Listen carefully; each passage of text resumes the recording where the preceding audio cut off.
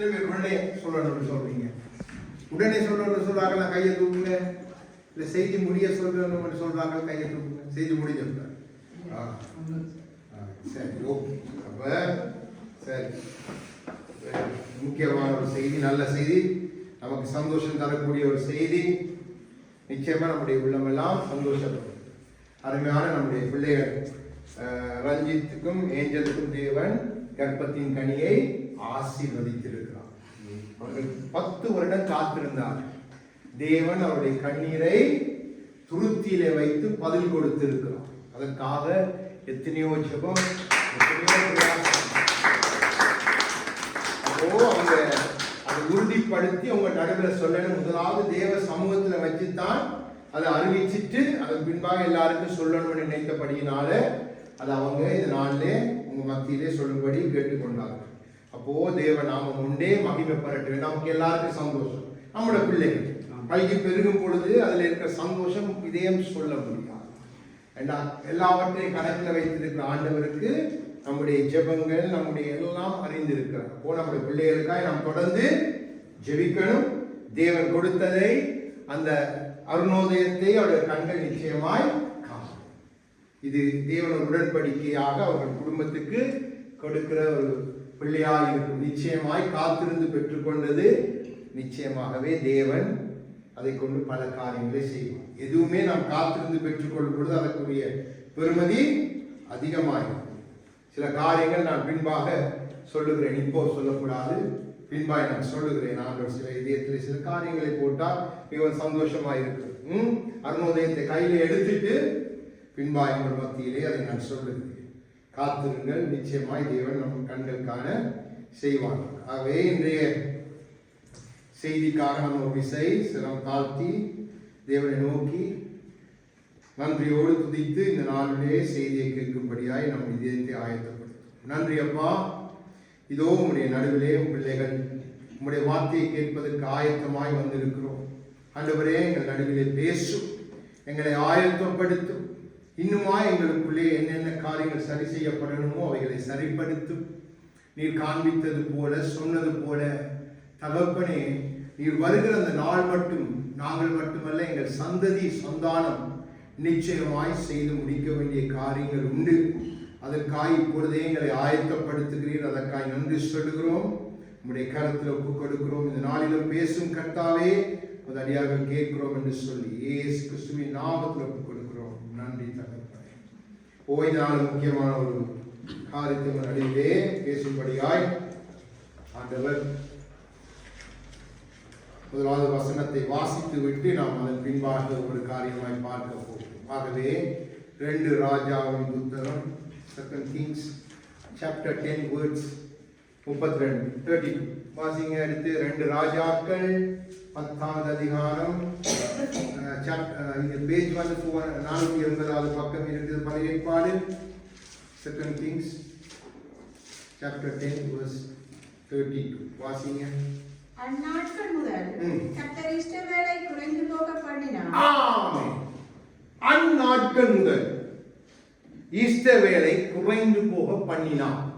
அப்போ இன்றைக்கு நாம் பார்க்க போகிற காரியம், நாம் ஏன் குறைவுபட்டிருக்கிறோம், ஏன் இன்றைக்கு சபைகள் குறைவுபட்டிருக்கிறது, இன்றைக்கு தேவ பிள்ளைகள் ஏன் குறைவுபட்டிருக்கிறார்கள், அதற்கு என்ன காரியம் என்பதை நாம் புரிந்து கொள்ள வேண்டும். நாம் புரிந்து கொண்டால்தான் நாம் தேவன் நமக்கு வைத்திருக்கிற பெருக்கத்தை பெற்றுக்கொள்ள முடியும். தேவன் நமக்கு வைத்திருக்கிறதை நாம் பெற்றுக்கொள்ள முடியும். தேவன் நமக்காக வைத்திருக்கிறதை நாம் அடைந்து கொள்ள முடியும்.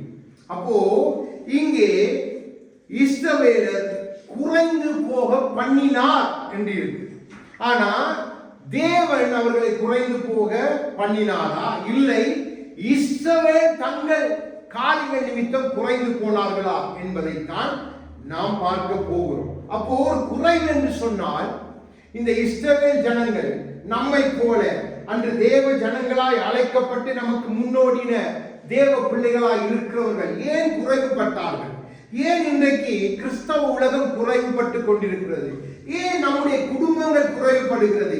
என்ன காரியம் என்பதை நாம் பார்க்க போகிறோம். இஸ்ரவேலர்களுடைய வாழ்க்கையை கொண்டு, அவர்கள் வாழ்க்கையில தேவன் செய்த காரியங்களை கொண்டு நாம் ஒவ்வொன்றாய் பார்க்க போகிறோம். அப்போ முதலாவது குறைவு என்று சொன்னா ஒரு பெருக்கம் இருக்கிறது. இந்த பெருக்கம் இருந்தால் தான் குறைவு என்பதை நாம் கண்டுகொள்ள முடியும். அப்போ நன்றாய் விளங்கிக் கொள்ளுங்க. முதலாவது இஸ்ரவேலின் பெருக்கத்தை நாம் பார்த்தால்தான் நாம் இஸ்ரவேல் ஏன் குறைவுபட்டது, ஏன் நாம் இன்றைக்கு குறைவுபடுகிறோம், அந்த குறைவுக்கான காரணம் என்ன, நம்முடைய வாழ்க்கையிலே என்னென்ன குறைவுபட்டிருக்கிறது என்பதை நாம் புரிந்து கொள்ளணும். புரிந்து கொண்டால்தான் தேவனோடு நம்முடைய உறவு சரியாயிருக்கு. என்ன நம்மை நடத்தி வந்திருக்கிறோம். நாம் ஏன் குறைபடுகிறோம், அதற்கெல்லாம் நாம் தேவனை இலகுவாய் குற்றம் சாட்டலாம். நம் சூழ்நிலையை பார்த்து குற்றம் சாட்டலாம், நம்முடைய நிலைமையை பார்த்து குற்றம் சாட்டலாம். அது இஸ்ரவேலரும் அன்றைக்கு அதைத்தான் செய்தார். ஆனால் தேவன் எப்படிப்பட்டவர் என்பதை நாம் புரிந்து கொள்ளும்படியாக அப்போ 3 விதமான காரியங்களை நான் சொல்லுகிறேன். 3 விதமான எப்படி தேவன் அவர்களை பெருக பண்ணினார் என்று சொன்னால், முதலாவது பெருக வாய்ப்பில்லாத அளவுக்கு பெருக பண்ணினார். தேவன் ஒரு பெருக்கத்தை கொடுத்தா பெருகிறதுக்கு நீங்க வாய்ப்பில்லாத அளவுக்கு அவர் பெருக பண்ணுவார். நன்றாக விளங்கிக் கொள்ளுங்க. அடுத்தது பெருக முடியாத சூழ்நிலையில உங்களை பெருக பண்ணுவார். என்னதான் உங்களை சத்துரு சுற்றிலும் ஒடுக்கினாலும் இது சரி வராது, இது இனி வராது என்ற சூழ்நிலையில கர்த்தர் உங்களை பெருக பண்ணுவார். அடுத்தது நீங்க பெருக வாய்ப்பில்லாத சட்டங்கள் உங்கள் மத்தியிலே நிறைவேற்றப்பட்டாலும் தேவன் உங்களை பெருக பண்ணுவார். ஏனென்று சொன்னால் வாக்கு பண்ணி இருக்கிறார். வாக்கு பண்ணினால் அது உண்மை உள்ளவர்.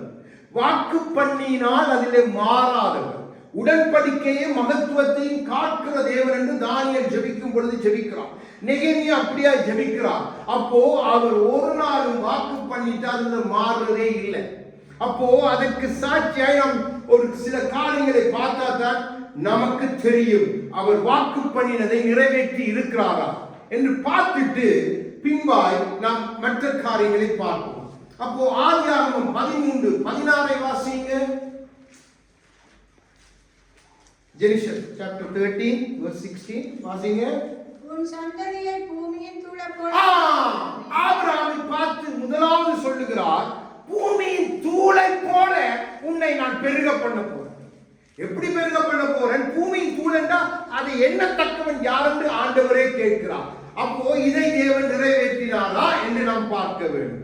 2 நாளாகமம் 1:9 வாசிங்க. Chronicles, 2 Chronicles chapter 1 verse 9 வாசிங்க.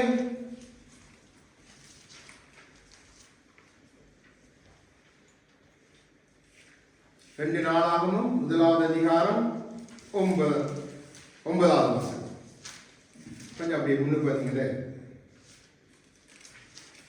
இப்போதும் தேவனாகிய கர்த்தாவே, நீர் என் தகப்பனாகிய தாவீதுக்கு அருளின உமது வாக்குத்தத்தம் உறுதிப்படுவதாக. தேவரீர் பூமியின் தூளத்தை. இப்ப யாரு சொல்லுகிறது? சாலமோன் சொல்லுகிறார்.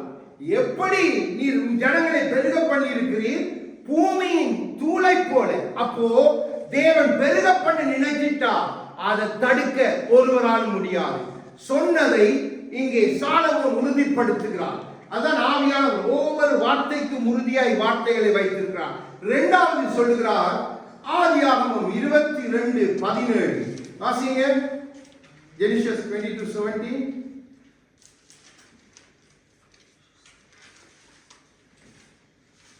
நான் உன்னை ஆசீர்வதிக்கவே ஆசீர்வதிப்பேன். உன் சந்ததியை வானத்து நட்சத்திரங்களைப் போலவும் கடற்கரை மணலைப் போலவும். அடுத்ததாய் சொல்லுங்க, கடற்கரை மணல் அத்தனையாய். அப்ப நமக்கு கடற்கரை மணல் அத்தனையே நமக்கு என்ன கூடுமோ முடியாது. அதை தேவன் நிறைவேற்றினாரா? 1 ராஜாக்கள் 4:20 வாசிங்க. 1 Kings 4th chapter verse 20 வாசிங்க.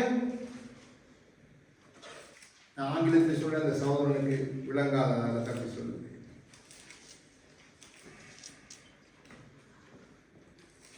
1 ராஜாக்கள் 4வது அதிகாரம் 20வது வசனம்.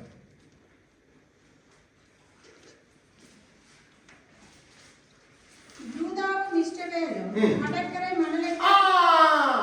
எப்படி பெருகி இருக்கிறாங்க?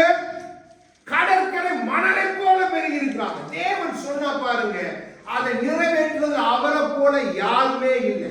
ஆபிரகாமுக்கு சொன்னதை அப்படியே நிறைவேற்றுகிறார். திருப்பி ஜெனிஷஸ் 15:5 வாசிங்க. 15 chapter verse 5 ஜெனிஷஸ் வாசிங்க.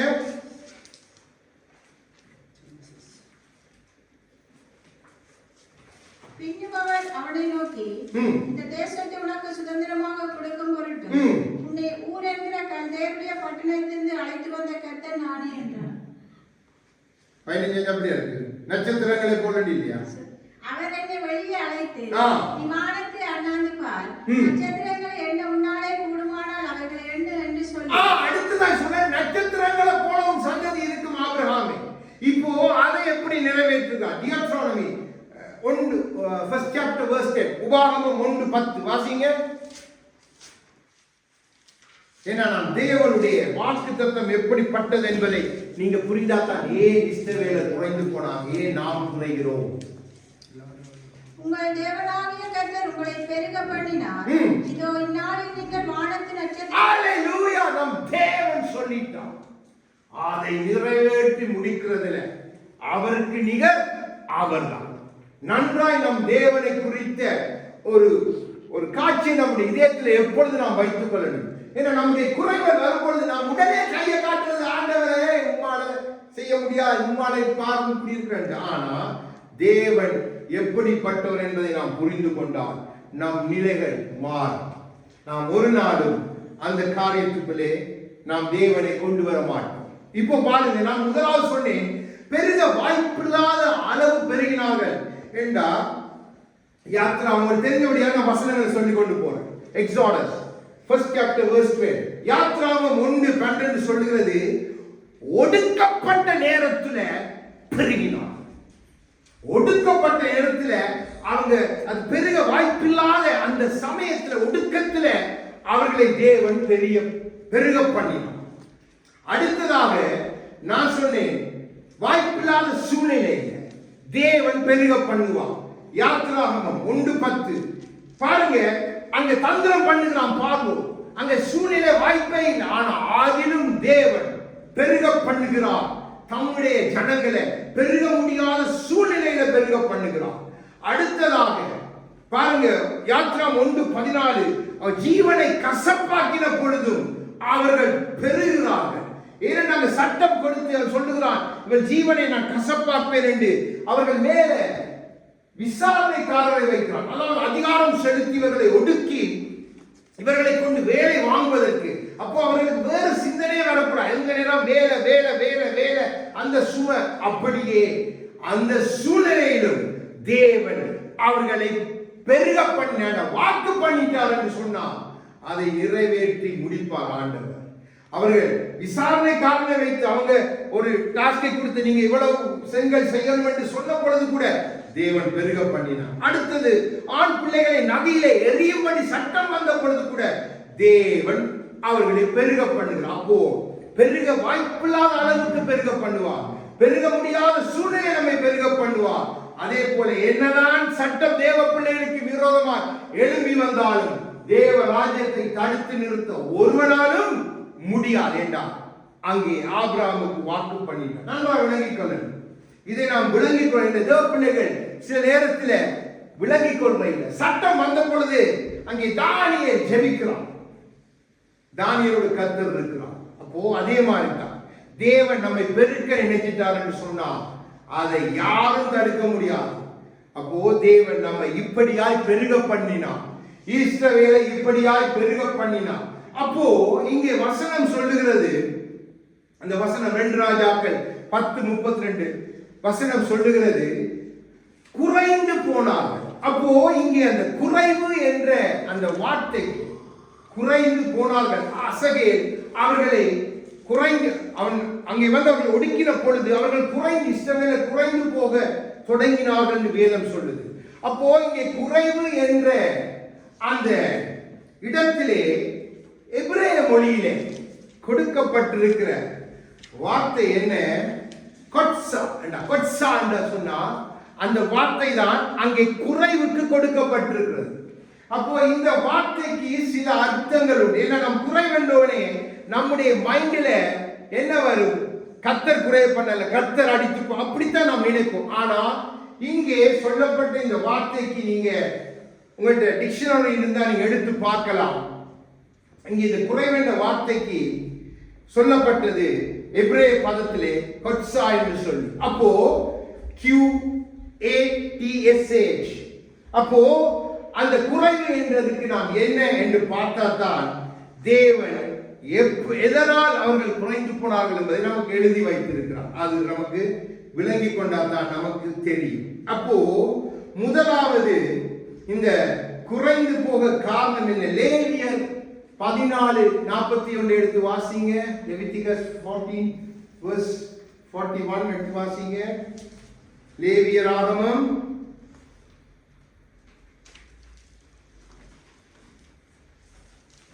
இந்த கொட்சா என்றதுக்கு நான் என்ன அர்த்தத்தை உங்களுக்கு சொல்லித்தான். அப்பதான் உங்களுக்கு தெரியும் ஏன் தேவ பிள்ளை, ஏன் இஸ்ரவேலர் குறைந்து போனார்கள்.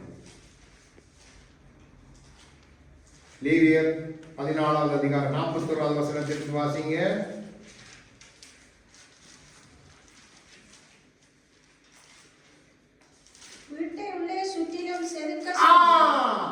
இந்த கொட்சா என்ற வார்த்தைக்கு செதுக்குதல். என்ன செதுக்குதல்? ஒரு உராய்வு உண்டாகும். ஒரு உராய்வு என்று வைக்கலாம். இப்போ நீங்க தங்கத்தை உரசினா தங்கம் என்ன செய்யும்? தங்கம் குறைவுபடாது. ஆனா மண்ணை நீங்க எடுத்து அப்படி கையில எடுத்து இப்படி உறைஞ்சினீங்க சொன்னா மண் ஒன்றுமில்லாம இதா போகும். அப்போ இங்க இஸ்ரவேலர் குறைந்து போனதற்கு முதலாவது காரணம் என்ன? தேவன் தங்களை செதுக்குகிறார், தேவன் தங்களை உருவாக்குகிறார், சரிப்படுத்துகிறார் என்பதை புரிந்து கொள்ளாதபடி அவர்களுக்குள்ளே எழும்பின உரசல். தேவனோடு அவர்களுக்கு எழுப்பின உரசல். நீங்க பல இடத்துல அவர்கள் தேவனுக்கு விரோதமாய் செய்த காரியங்களை நீங்க தெரிஞ்சு கொள்ளலாம்.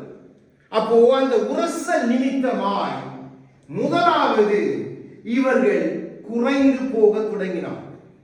தேவனோடு இருந்த தேவன் நம்மை செதுக்கும் பொழுது, தேவன் நம்மை சில காரியங்களுக்கு நேராக உராய்ந்து சரிப்படுத்தும் பொழுது, நாம் நம்மை விட்டு கொடுத்து போகாம விட்டுட்டா நமக்கு யாரோட கோபம் வரும் நினைச்சீங்கன்னா நமக்கு தேவனோடு.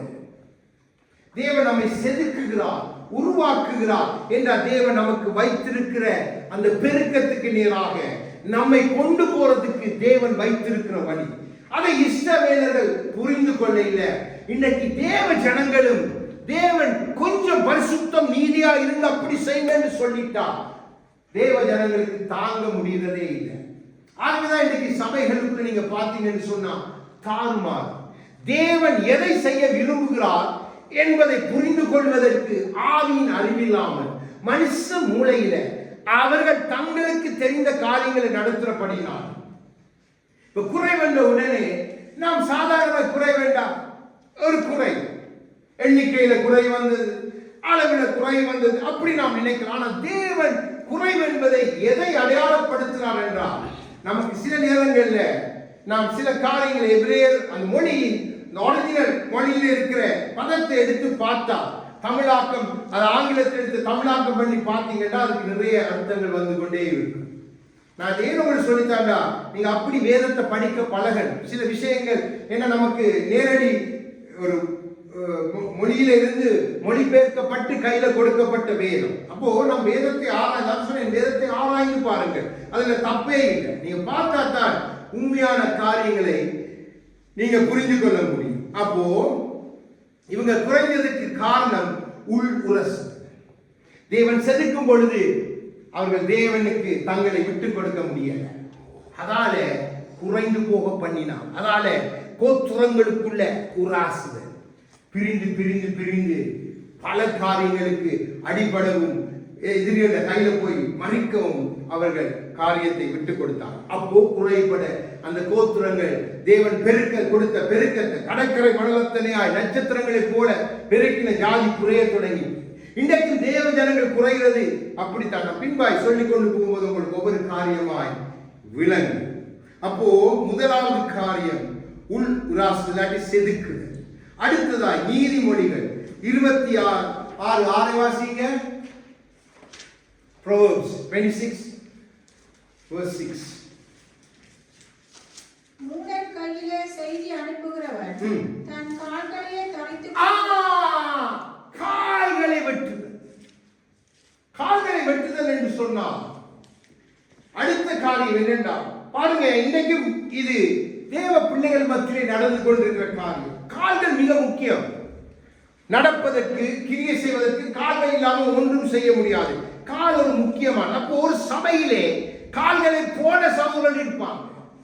இஸ்ரவேலருக்குள்ளும் இருந்தாங்க அப்படிப்பட்ட பராக்கிரமசாலிகள், அப்படிப்பட்டவர்கள் தேவனுக்காக யோசுவா போல, காலை போல, கால்களை போல தேவனுக்கு நின்றவர்கள். அப்போ அந்த கால்களை வெட்டிட்டா குறைவு வந்து, அப்போ அந்த கால்கள் போல இருக்கிறவங்களை சபைக்குள்ள இருந்து வெட்டிட்டா குறைவு வரும். அப்போ சத்ருவுக்கு நல்லாய் தெரியும். அவன் என்ன செய்வான்? கால் விரைந்து தேவ ராஜ்யத்துக்காய் ஓடுகிறவர்கள், தேவ ராஜ்யத்துக்காய் கிரியை செய்ய நினைக்கிறவர்களை கால்களுக்கு டார்கெட் வைப்பான். இந்த கால்களை போல செயல்பட்டு கொண்டிருக்கிறாங்க பாருங்க, அவங்களுக்கு டார்கெட் வைத்து அவர்களை வெட்டி விடுவான். நமக்கு தெரியும், நாம் பார்த்திருக்கிறோம் நம்முடைய வாழ்க்கையில. அப்போ அவங்க நல்லா செயல்பட்டு நல்லா தான் இருப்பாங்க. அப்போ இந்த கால்கள் ரெண்டு காரியங்களுக்கு, பழைய ஏற்பாட்டில் ரெண்டு காரியங்களுக்கு மிகவும் முக்கியம். அப்போ ஏசாயா 2வது அதிகாரம் 3வது வசனத்தை எடுத்து வாசிங்க. முதலாவது எதற்கு? ரெண்டு காரியம். புதிய ஏற்பாட்டில் பழைய இந்த கால்களின் அவசியத்தை உங்களுக்கு காண்பித்து தான். சத்ரு ஏன் கால்கள் டார்கெட் பண்ணால் தேவன் ஏன் அதுக்கு பலத்தை கொடுத்திருக்கிறார்? ஐசாயா chapter 2 verse 3 வாசிங்க. திரளான ஜனங்கள் புறப்பட்டு வந்து நாம் கர்த்தரின் பர்வதத்துக்கும் யாக்கோபின் தேவனுடைய ஆலயத்துக்கும் போவோம் வாருங்கள், அவர் தமது வழிகளை நமக்கு போதிப்பார். பாதை அமைக்கிறது. இப்போ இந்த இடத்துல என்ன கொண்டு வந்து தேவன் நிறுத்தி இருந்தா, நான் உங்களுக்கு பாதை அமைத்து கொடுக்கணும். எங்க போறதுக்கு? தேவ பர்வதத்துக்கு போறதுக்கு உங்களுக்கு. அப்போ நீங்க அந்த பாதையை வைத்து நீங்க வருவீங்க. இப்போ பாருங்க, ஒரு சில இடங்கள்ல பாதை சரியா இருக்காது. ஆனா அந்த இடத்துல கொஞ்சம் பேர் நடந்து நடந்து நடந்து நடந்து போயிட்டு அந்த இடத்துல ஒரு பாதை உண்டாயிடும். அப்ப அந்த பாதையை பார்த்து பின்னால வருவாங்க, இந்த பாதைக்குள்ளால் நடந்து வருவாங்க. அப்போ இந்த கால்கள் பாதை அமைப்பதற்கு அவசியம் என்பதை சத்ரு அறிந்திருக்கிறார். அப்போ இந்த கால்களை போல இருக்கிறவங்க பாருங்க, இந்த சபைக்காய் ஓடி அது செய்யணும், ஓடி ஓடி பாருங்க சபைக்காய் தேவராஜ அவங்களை டார்கெட் பண்ணுவாங்க. ஏன்னா அவங்க பாதை அமைக்கிறவர்கள். இரண்டாவது நமக்கு தெரியும், அவை வசனத்தை வாசிக்க தேவையில்லை. லூக்கா 10:19 சர்ப்பங்களையும் தேள்களையும் மிதிப்பதற்கு தேவன் கால்களை கொடுத்தார். சிங்கத்தின் மேலே விரியன் பாம்பு நடந்து வாழ சிங்கத்தை வன் சர்ப்பத்தை மிதித்து போடு. அப்போ இந்த கால்களை டார்கெட் பண்ணி வெட்டினபடியினால இஸ்ரவேலர் குறைந்து போக பண்ணாங்க. ஏனென்றா தேவன் காட்டின பாதையை விட்டுட்டு அவங்க வேறு பாதையில, நாங்க எகிப்துக்கு திரும்புவோம், நாங்க அந்த மலை மேல ஏறுவோம், தேவன் காட்டின பாதையில போகல. தேவன் சொன்னா போகாதீங்க. ஆனா அவங்களோட கால்கள் விரைந்து ஏறிட்டுது. சத்ரு அவர்களை அடித்தான், மறைத்தான். அப்போ சத்ருவுக்கு தெரியும் கால்களை வெட்டுவான். கால்களை வெட்டும் பொழுது இன்னைக்கு சபையில அப்படி இருக்கிறவங்களை கொஞ்சம் இதன்று விட்டுறா, பிறகு எல்லாமே தலைகளா போயிடும். அவங்களோட காரியங்களை மாற்றி விட்டுட்டாங்கண்டா தலைகளா போயிடும். அவங்களால பாதை அமைத்து கொடுக்க முடியாது. அப்போ உராசன நிமித்தம் குறைப்பட்டார்கள். கால்களை போல் செயல்பட்டவர்களுடைய கால்களை வெட்டி அவன் பல காரியங்களை கொண்டு வந்தது நிமித்தம் அவர்கள் குறைந்து போனார்கள். அடுத்ததாக எரேமியா 48வது அதிகாரம் 17வது வசனத்தை வாசிங்க.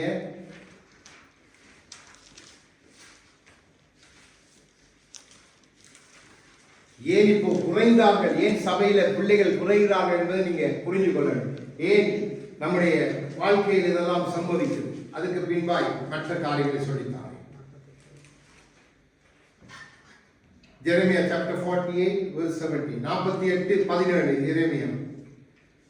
அதன் சுற்றுப்புறத்தாரும் அதன் பேரை அறிந்தவர்களுமாகிய நீங்கள் எல்லாரும் அதற்காக அமலாய்த்துக் கொள்ளுங்கள்.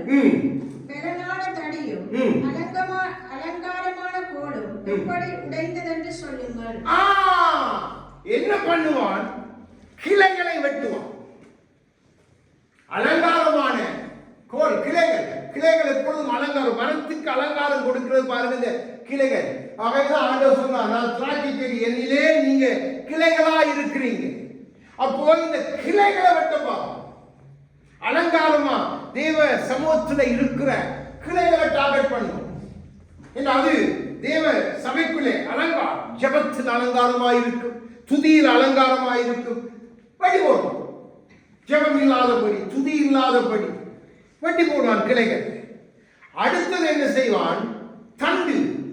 தண்டு சொன்னா சபையில பாருங்க, ஒவ்வொருத்தர் தூண்கள் போல, தண்டுகள் போல. ஏன்னா மரத்துக்கு தண்டு அவசியம். அதை வெட்டுறது போல வெட்டி போடுவோம்.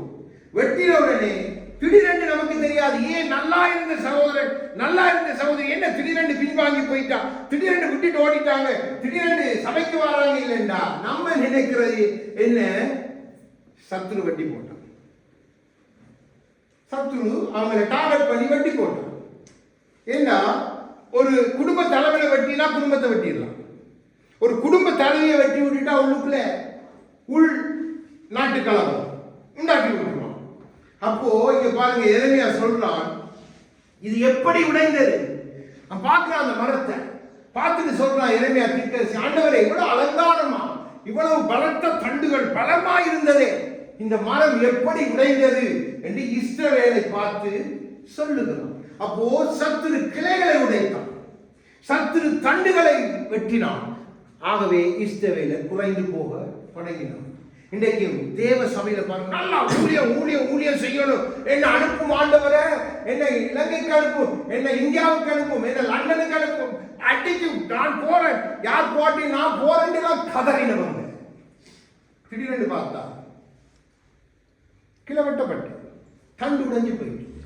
அப்ப நமக்கு இதை பார்க்கக்குள்ள இது ஏன் ஆண்டவர் இப்படி நடந்தது என்றா, அதற்குரிய காரணத்தை தேவன் நம்மிடத்திலே காண்பிப்பார். இதாலதான் நடந்தது. சத்ரு உன்னை வெட்டினான், நீ அவனுக்கு உன்னை விட்டு கொடுத்தாய். அடுத்ததா ஆபகு 2:10, ஆபகு 2:10 வாசிங்க. அடுத்ததா எதை வெட்டுவான்னு பாருங்க. அதுக்கு பிறகு நம்ம அடுத்தடுத்த கட்டணம் ஜனங்களை வெட்டுவான். ஒரு சமையல 100 இருக்கும், பெரிய ஆராதனையா, திடீர்னு பார்த்தா 90, திடீர்னு பார்த்தா 70, திடீர்னு பார்த்தா வெட்டினா கொத்து கொத்தா கொண்டு போவோம். இப்ப நமக்கு 1-2 குறைஞ்ச நமக்கு கவலை இல்லை, அது பெருசா காட்டாது. ஒரு 100 இருக்கிற சமையல 1-2 போனா பரவாயில்லை. ஆனா அப்படி இல்லை, 10, 6, 8, 2 கொண்டு போவோம். அப்போ இதெல்லாம் சத்துருடைய தந்திரங்கள். அப்பதான் நம்ம குறைந்து போக பண்ண முடியும். அன்றைக்கு இஸ்ரவேலிடத்துல அவன் கையாண்ட ஒவ்வொரு தந்திரங்களை நீங்க புரிஞ்சு கொள்ளணும். இன்றைக்கு தேவ பிள்ளைகள் இதை புரிஞ்சு கொள்ற இல்லை. அவர்கள் அதற்கு காரணம் காட்டுறது ஊழியன இல்லாட்டி வேறு காரியம். ஆனா அவங்களுக்கு தெரியல, சத்துருவின் கரத்துல விழுந்தபடினால சத்துரு வெட்டி கொண்டு போயிட்டான். தவறான காரியங்களை காண்பித்து செய்யக்கூடாத ஊழியத்தை செய்வதற்கு அழைத்து போறான் என்று சொன்னான். வெட்டி கொண்டான். அப்ப குறைந்து போக பண்ணணும். அவனுக்கு தெரியும், இந்த இடத்துல இருக்கிற இவர்கள் எனக்கு என் ராஜ்யத்துக்கு எப்பொழுதுமே பயங்கரமாய் எதிர்த்து வருவார்கள். அதுதான் குறைப்பான். கொஞ்சமா குறைப்பான், வெட்டுவான், ஜனங்களை வெட்டுவான். அப்போ இதன் நிமித்தம் தான் இஸ்ரவேலர்கள் வெட்டுண்டு விழுந்தாங்க. ஒரு நாள் 1,00,000 பேர் வெட்டுண்டு விழுறாங்க. அதே போல 30,000 பேர், 24,000 சத்து கொண்டு வந்து வேண்டாத கிரிகளை உள்ளுக்குள்ள கொண்டு ஜனங்களை வெட்டினான். இங்கே ஆண்டவர் சொல்லுகிறார், பெருக்கத்தை காண்பிக்கிற எப்படி பெருக பண்ணார் என்று சொல்லுகிறார். அங்க வரும்பொழுது சும்மா 30,00,000 யுத்த புருஷர் மாத்திரம். அங்கே ஸ்திரீகள், பிள்ளைகள், நீங்க யோசிச்சு பாருங்க, எந்த பெரிய ஒரு படைய, எந்த பெரிய ஒரு தேசத்தை மோசம் நடத்தி கொண்டு வந்தார். அப்போ சத்துரு வெட்டினான். ஏன்னா ஆபிரகாமுக்கு வாக்கு பண்ணிட்டார் ஆண்டவர், நீ இப்படியா இருப்ப, என்ன முடியாது. இன்றைக்கு தேவ ஜனங்களை என்ன முடியாது. அப்படித்தான் தேவன் பெருக பண்ணி கொண்டிருக்கிறான். நம்ம பெருகக்கூடிய சூழ்நிலையில் இருக்கிறோமா? பெருகக்கூடிய சட்டங்கள் இருக்குதா? ஆனா இன்னைக்கு நம்ம தேவன் பெருக பண்ணி கொண்டுதான் நாள் அனுதினமும் ரட்சிப்புக்குள்ளே ஜனங்கள் வந்து கொண்டுதான் இருக்காங்க. தேவன் வாக்கு பண்ணிட்டு அதை செய்து கொண்டே இருப்பான். அப்போ நாம் குறைகிறோம், தேவ பிள்ளைகள் குறைகிறார்கள். ஏன் இன்றைக்கு ஒரு இடத்துல ஒரு பட்டணத்துல ஒரு சபையா இன்று ஆராதிக்க முடியாம பிரிவாய் கொண்டு போறான், வெட்டுறான். எல்லாம் உண்டா கூட்டிட்டா பலம் அதிகம். ஒரு இடத்துல 5, ஒரு இடத்துல 6, ஒரு இடத்துல 4, ஒரு இடத்துல 8 என்று பிரிச்சு விட்டான்டா. அவனுக்கு தெரியும் எல்லாம் பலவீனமா போயிட்டு. அப்போ அவன் செய்கிற தந்திரங்களின் நிமித்தம் தான் தேவ ஜனங்கள் குறைவுபடுகிறார்கள், நாமும் குறைவுபடுகிறோம். நாம் மிகவும் கவனமா இருக்கணும். ஒரு கணவன் மனைவியில உறவுக்குள்ள அவன் ஒரு உரசலை கொண்டு வந்துட்டான் என்று சொன்னான், அந்த குடும்பத்தை நாசமாக்கி. நன்றாக மிக கவனமா இருக்கு. அதே போல கணவனையோ மனைவியையோ வெட்டி விட்டான்னு சொன்னான், அது பிறகு கணவனை பார்த்தா மனைவிக்கு கோபம், மனைவியை பார்த்தா கணவனுக்கு கோபம். காரணம் இல்லாம கோபம். ஏன் வந்தது, எதுக்கு நடந்ததுன்னு கூட நமக்கு தெரியாது. அப்போ எங்கேயோ உராசல் புழங்கிட்டு சத்துரு பத்த வச்சுட்டான். மிக கவனமா இருக்கு, மிக கவனமா இருக்கு. ஆண்டவர் நம்மை எல்லா விதத்திலும் பயிற்றுவிக்கிறார். நாம் ஒன்றிலும் சேதப்படக்கூடாது. அவருக்கு எண்ணிக்கை பெரிதே இல்லை. நம்மை இன்றைக்கு இருக்கிறத காட்டிலும் 1000 மடங்கு பெருக பண்ண அவர் வல்லவர். நம்ம இந்த இடத்துல வைத்து அநேகர் நம்ம இடத்துல நடத்தி அவர் பெருக பண்ணுவார். அப்போ நீங்க மிகவும் கவனமா இருக்கணும், மிக மிக மிக கவனமா இருக்கணும். அடுத்ததாக யோபு 14:7 வாசிங்க.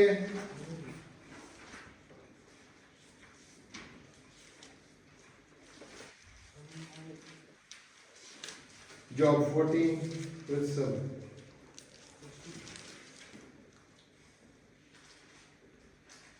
இப்போது அவர் என்னை வைத்து போக செய்தார், என் கூட்டத்தை எல்லாம் பாழாக்கினார். யோபு 14:7 அப்படியே இருந்துச்சு.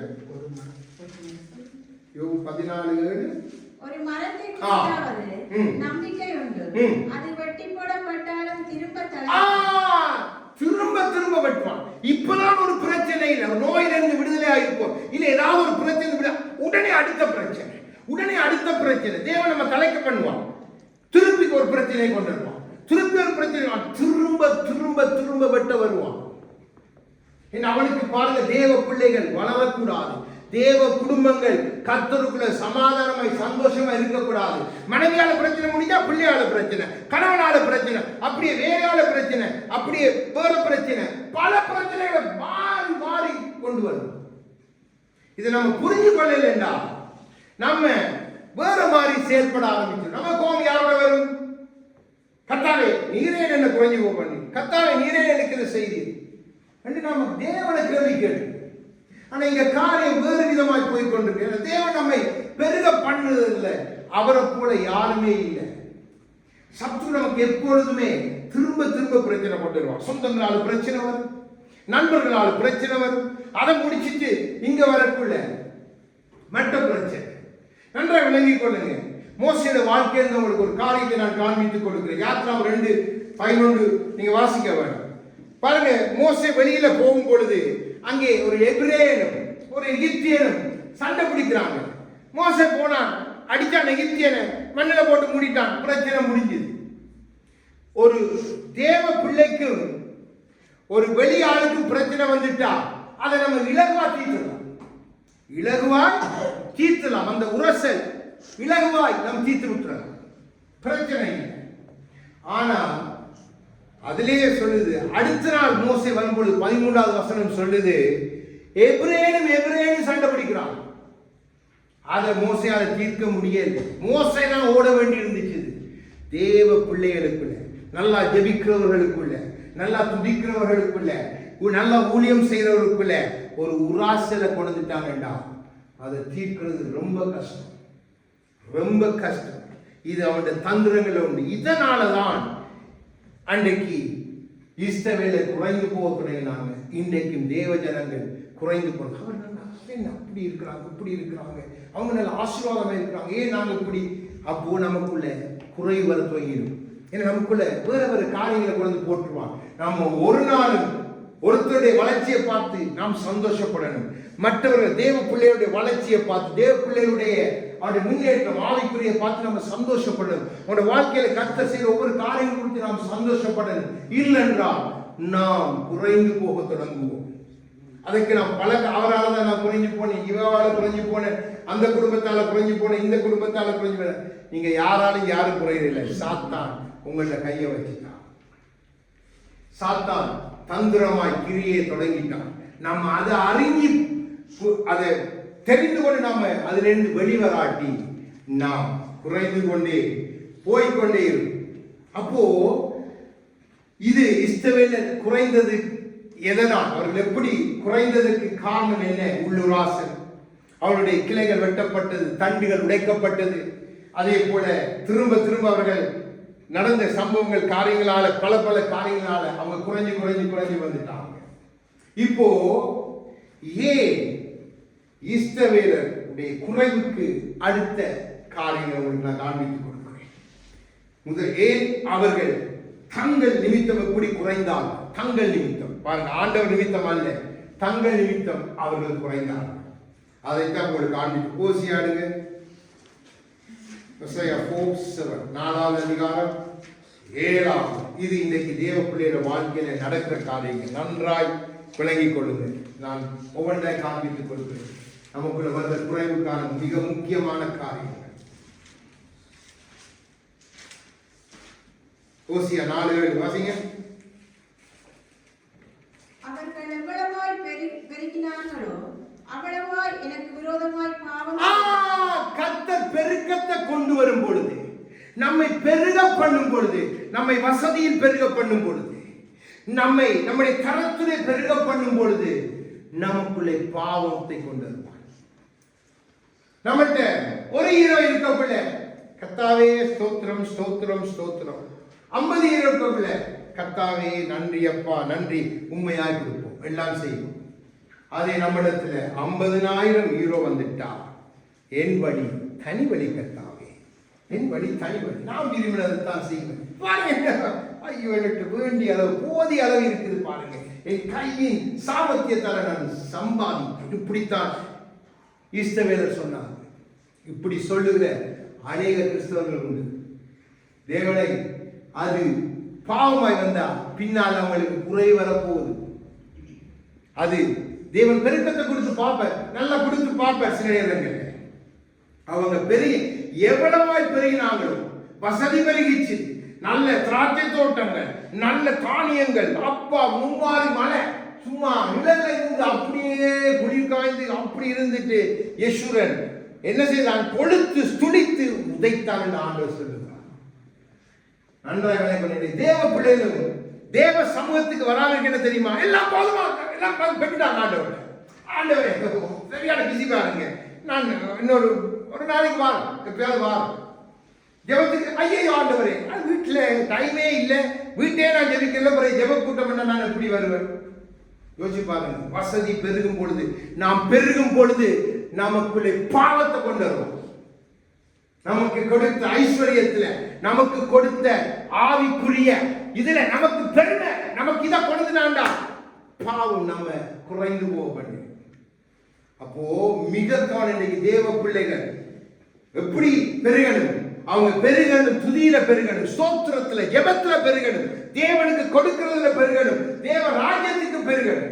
எனக்கு எனக்கு எனக்கு என்று நான், எனக்கு என் குடும்பத்துக்கு நான் பெருகுவேன் என்று சொன்னால் அது பாவமாய் மாறும். மிக கவனம். அன்றைக்கு இஸ்ரவேலர்களுக்குள்ள வந்தது ஆண்டவரை எழுதி வைத்திருக்கிறார். முதலாவது எவ்வளவாய் பெருகினார்களோ அவ்வளவாய் தேவனை விட்டு பாவம் செய்தார்கள்.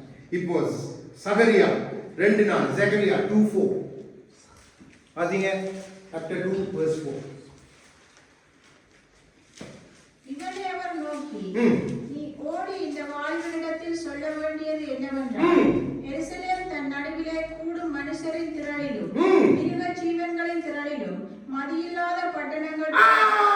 இப்ப சபையில பாருங்க, விசுவாசி கூடிட்டாங்க.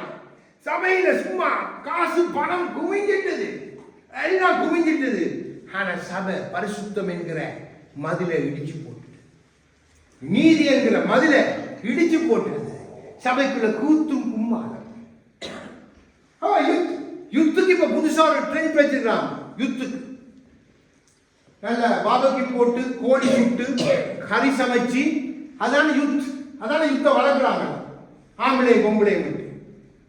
வேதம் எங்கேயாவது அப்படி பவுல் தீமோத்தேயும் ஒரு யுத்தம், தீத்து ஒரு யுத்தம், தீத்துவையும் பவுல் எப்படி வழி நடத்துகிறான்? வார்த்தை வசனத்தை நல்லடக்கை கற்பில நீ கொண்டு ஆணை பொம்பளை ஒடுங்கி ஓடி விளையாட விட்டுட்டு பாபைக்கு போட்டு எல்லாம் செய்துட்டு யுத்த மீட்டிங் நடத்துறேன். என்ன யுத்த மீட்டிங் நடத்துறான் யோசிச்சு பாருங்க.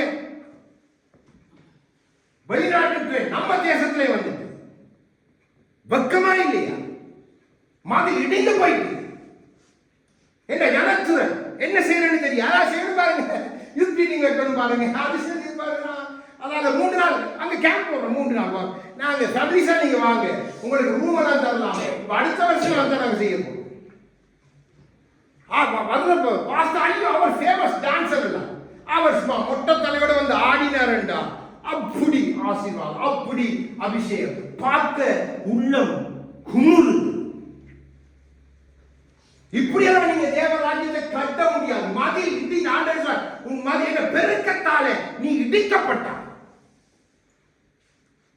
இன்றைக்கு சபைகளுக்குள்ள நம்முடைய குடும்பத்துக்குள்ள பெருக்கம் வரும் பொழுது நம்ம ஜெபத்துல ஒரு அரணை கட்டிடணும்.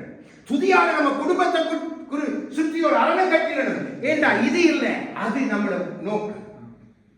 மறக்க கூடாது. எல்லாத்திலும் நம்ம பெருக பண்ணுகிற கர்த்தர் மாறுகிறவர் அல்ல. ஆனா அதற்கு ஒரு வழிமுறை வைத்திருக்கிறார். நீங்க இன்னைக்கு நம்ம யுத்த குறித்து நம்ம என்ன சொல்றோம்? வாழ்வு ஐயோ இன்னைக்கு இன்டர்நெட்டால நீங்க அழகா 2 ஆனே பொம்பளைலாம் ஓகே. அடுத்த நாள் வந்து பாஸ்டர் நாங்க யுத் மீட்டிங்ல போனோம் பாஸ்டர், அந்த உங்களோட மகன் தான் அவ எனக்கு அவையில் ஆவிய வேண்டாம் ஒத்து போகுது பாஸ்டர். நான் ஜெபம் பண்ணேன், அந்த யுத் மீட்டிங் நாங்கள் உண்டாயிட்டோம் பாருங்க, அதால எனக்கு கல்யாணம் கட்டிட்டாங்க. நாளைக்கு வந்து சொன்னா என்ன செய்வா? இதா யுத் மீட்டிங்? யோசிச்சு பாருங்க. யூத் மீட்டிங் வாலிபரை கூப்பிட்டு அமர பண்ணி வர்ஷிப் பண்ணி ஆண்டவர் வசனத்தை கொடுத்து அவர்களுக்கு ஒரு சாப்பாட்டு நேரத்தை பண்ணி அவங்களுக்கு சாப்பாடு பண்ண, அதுக்கு பின்பு அவர்களுடைய வாலிபத்துக்கு வேண்டிய ஆலோசனை, வேதம் என்ன சொல்லுதோ ஆலோசனை கொடுத்து அவர்களை கூப்பிட்டு ஜெபம் பண்ணி வீட்டுக்கு அனுப்பி வைங்க. இந்த கேம்ஸ் விளையாடவும் இறைச்சி சுடவும் செய்யறது யூத் மீட்டிங் இல்ல, அலங்கோல். நம்ம ஊர்ல சொல்லுவாங்க சேர்த்து விடுறது. அதுக்கு இன்னொரு வார்த்தை இருக்கு, எனக்கு சொல்ல விருப்பாங்க. மிக மதிலடைந்த பட்டணம் போல மாறிடுவீங்க. இன்றைக்கு சபைகள் இப்படித்தான் இருக்கு. அதே சகரியா 12 சகரியா 12:6 வாசிங்க. சகரியா 12வது அதிகாரம் 6வது. இங்க பாருங்க, ஒரு ஆச்சரியமான காரியத்தை உங்களுக்கு நான் காண்பித்துக் கொடுக்கிறேன். வாசிங்க. அந்நாளிலே யூதாவின் தலைவரை புறங்களுக்குள்ளே எரிகிற அக்கினி அடுப்புக்கும் வைக்கோல் கட்டுகிறவர்களுக்குள்ளே எரிகிற தீவட்டிக்கும் ஒப்பாக்குவேன். அவர்கள் வலதுபுறமும் இடதுபுறமுமாக புறப்பட்டு. சகரியா 12 அப்படியா இருக்கு சிஸ்டர்? சகரியா 12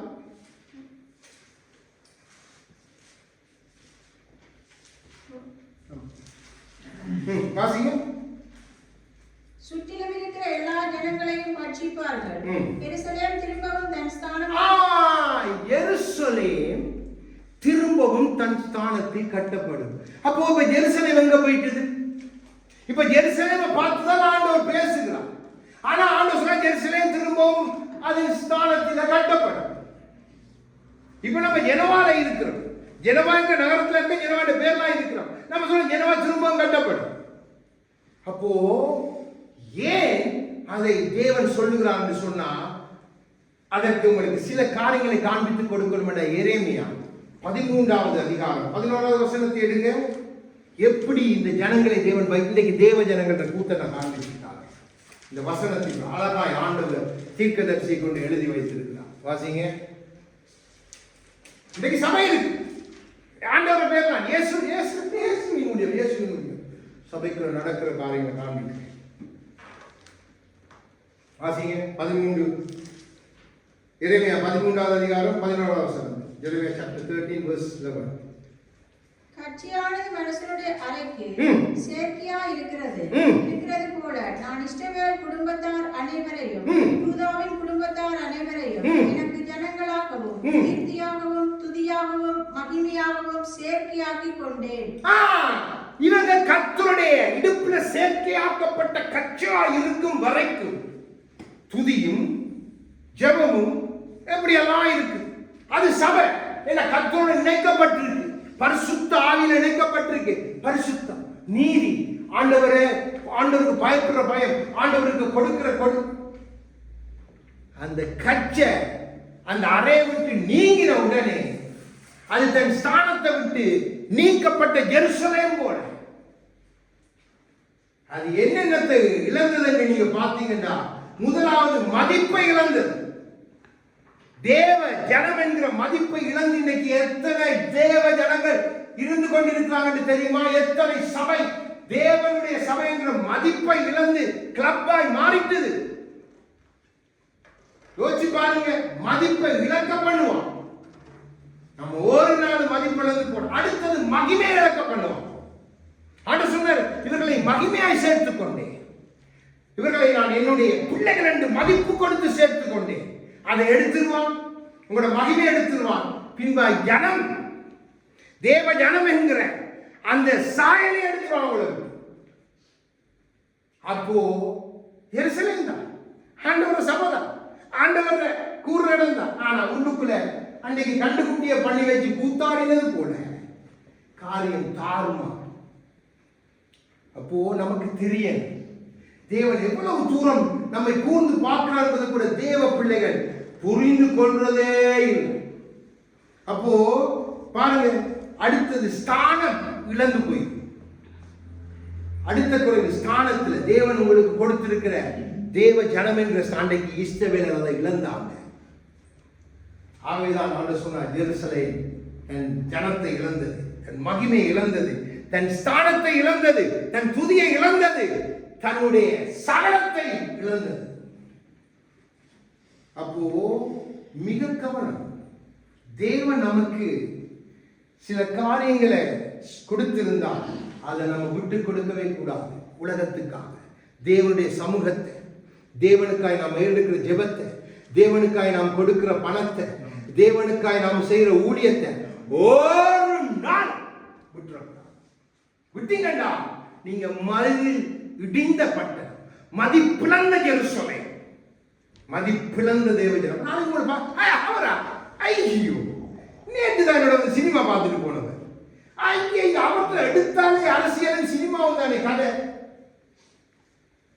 யோசிச்சு பாருங்க, சத்ருக்கு அல்லாம சத்ருங்களை வெட்டினதை நீங்க புரியாம இப்படித்தான் அன்னைக்கு அவங்க ஏன் குறை அவங்களே பெருகி பாவம் பண்ணாங்க.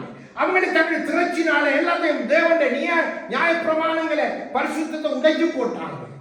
தேவன் கொடுத்த ஸ்தானத்தை உடைத்து இழந்து போனாங்க. அடுத்த காரியம் சொல்லி தருது நியாயாதிபதி 21:15 வாசிங்க. ஜட்ஜஸ் 21:50 வாசிங்க.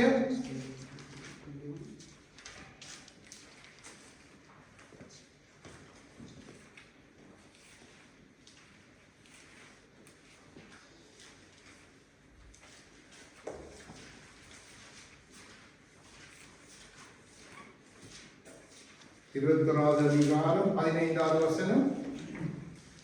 இஸ்ரவேல் கோத்திரங்களிலே கர்த்தர் ஒரு பிளவை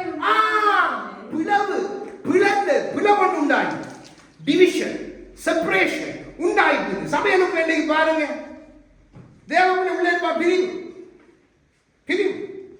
பிரிக்கப்பட்டு யார் சொல்றேன்? கர்த்தர் பிரித்தான். எப்படி சொன்னாங்க?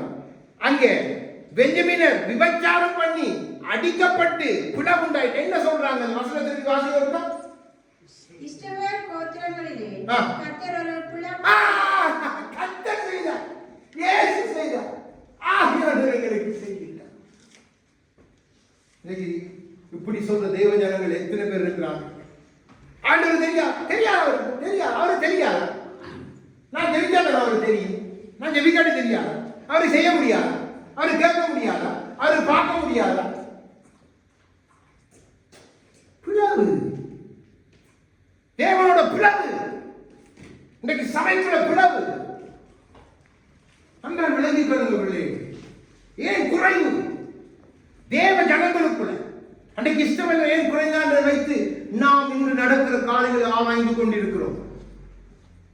அடுத்த காரியம் பாருங்க, இன்னும் மகா கொடிதான காரியம். 1 ராஜாக்கள் 12:18-19 வாசிங்க.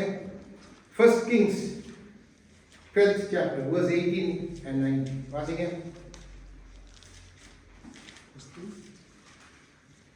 12th chapter 12 verse 18 and 19. 1 ராஜாக்கள் 12வது அதிகாரம் 18-19. பின்பு ராஜாவாகிய ரெகொபெயாம் பகுதி விசாரிப்புக்காரனாகிய அதோராமையும் அனுப்பினான். இஸ்ரவேலர் எல்லாரும் அவனை கல்லெறிந்து கொன்றார்கள். அப்பொழுது ராஜாவாகிய ரெகொபெயாம் தீவிரமாய் ரதத்தின் மேல் ஏறி எருசலேமுக்கு ஓடிப் போனான். அப்படியே இந்நாள் வரைக்கும் இருக்கிறபடி இஸ்ரவேலர் தாவீதின் வம்சத்தை விட்டு கலகம் பண்ணி பிரிந்து போய்வாங்க. நிரந்தரமா பிரிந்து போய்வாங்க. கல்லறிஞ்சு போட்டு பிரிஞ்சு போய்வாங்க. இதெல்லாம் சத்துருடைய தந்திரம். உங்களை குறை பண்ண நினைச்சிட்டான் என்று சொன்னான். உங்கள ஒரு காரியத்தை கண்டான், அவங்களை குறைச்சிட்டான். நீங்க அவன் கையில முழுக்க, அவன் கையில சாஷ்டாங்கமா நீதான் ராஜா. கிளப்பான், நிரந்தரமா பிரிஞ்சு விடுவான். நமக்கு ஆச்சரியமே இருக்கு. அப்படி இப்படி எல்லாம் பயங்கர ஜபங்கள், அப்படி எல்லாம் இப்படி எல்லாம் இருந்து நம்ம பார்த்து இவன் கனி கொடுப்பான், இவன் பெரிய ஊழியனா வருவான், இவன் சந்ததி அப்படி இருக்கு இப்படி இருக்க நம்ம ஆச்சரியப்பட்டுமே. இப்ப கிளை வெட்டப்பட்டுட்டு, தண்டு வெட்டப்பட்டுட்டு, இங்க பிளவு வந்துட்டு, பிரிவு வந்துட்டு, கண்டாலும் தெரியாத மாதிரி போறாங்க. யோசிச்சு பாருங்க, இதெல்லாம் ஏன்? அதுக்கு மேல வியாக்கினம் நன்றா விளங்கிகள். இதுக்கெல்லாம் சம்பவிக்கிறது பின்பாய் ஒருத்தன் இருக்கிறான். எப்படி தேவ நன்மைக்கு எதுவாய் ஏவுவாரோ, நம்ம இப்படிப்பட்ட காரியங்களுக்கு ஏவ ஒருத்தன் இருக்கிறான். இதை நீங்க ஒரு நாளும் மறந்து போகக்கூடாது. இப்போ குறைவுக்கான காரணங்களை பார்ப்போம். இப்போ நாங்க குறைவின் வகைகள், இதுக்குள்ளதான் குறைவின் வகைகள் பார்த்து இன்னொரு கொஞ்சம் வசனங்களை பார்த்து நம்ம முடிக்க போகிறோம். அப்போ குறைவின் வகைகளை நம்ம 3 எப்படி பெருக்கத்தை நம்ம 3 தேவன் நம்மை பெருக பண்றாரோ அதே அளவு குறைவின் வகைகளை 3 பார்க்க போகிறோம். முதலாவது தரம் குறைதல், 2வது அளவு குறைதல், 3வது எண்ணிக்கை குறைதல். அப்போ தேவன் நம்மை எப்படி பெருக வாய்ப்பில்லாத அளவு பெருக பண்ணுகிறார். வாய்ப்பில்லாத சூழ்நிலையை நம்ம எண்ணிக்கையை நம்ம கூட்டி பெருக பண்ணுகிறார். முடியாத சட்டம் இருக்கக்குள்ளேயும் தேவன் நம்முடைய அளவு குறைக்கிறதே இல்லை. அப்போ இந்த குறைவில் இருக்கிற 3 வகைகள் நாம் பார்த்தோம் என்றால், ஏன் நம்முடைய தரம் குறையுது, நம்முடைய அளவு குறையுது, எண்ணிக்கை குறையுது, நாம் பார்க்க போகிறோம். முதலாவது, நாம் அளவு குறைதலுக்கு நான் உங்களுக்கு 3 காரியத்தை காண்பித்துக் கொடுக்கிறேன். மத்தேயு 25:8 வாசிங்க. மத்தேயு chapter 25 verse 8. மத்தேயு 25:8. புத்தி இல்லாதவர்கள் புத்தி உள்ளவர்களை நோக்கி முதலாவது எதன் அளவை குறைப்பான்? உங்க அபிஷேகத்தின் அளவு. உங்க மேல தேவன் வைத்திருக்கிற எண்ணெயை குறைப்பான். அப்போ அது உங்களுடைய அளவை குறைக்கப்படுது. 2வது யோவான் 2:3 வாசிங்க.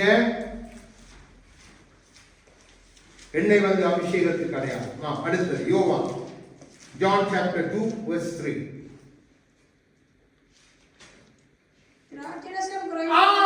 திராட்சை ரசம், the grape juice.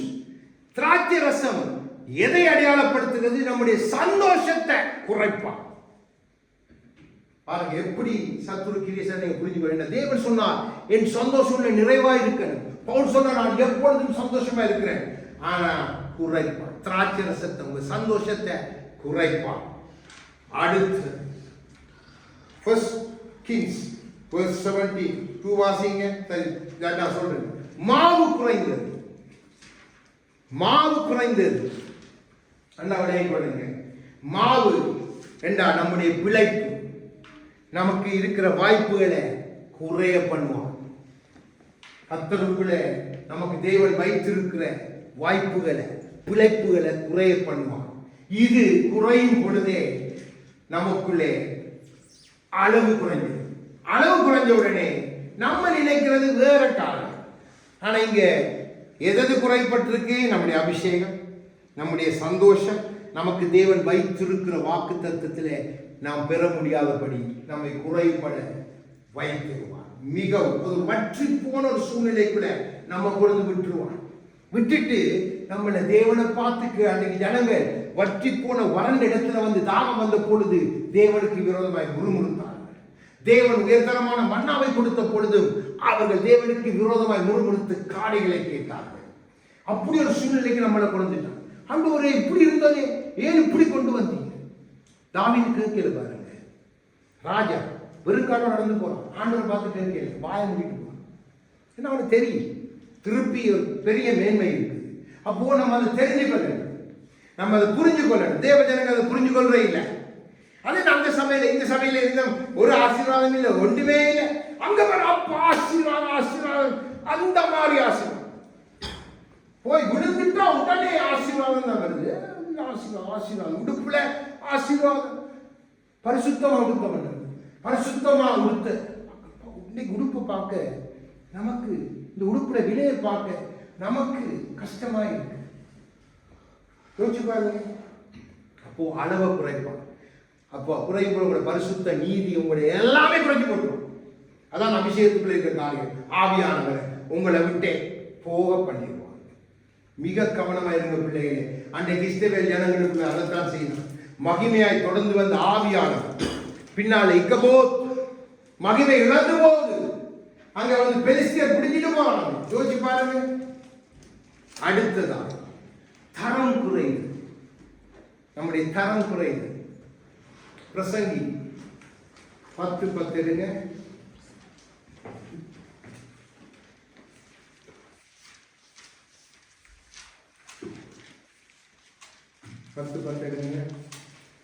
நம்முடைய தரம் குறைந்தது என்னன்னு காண்பித்தார்.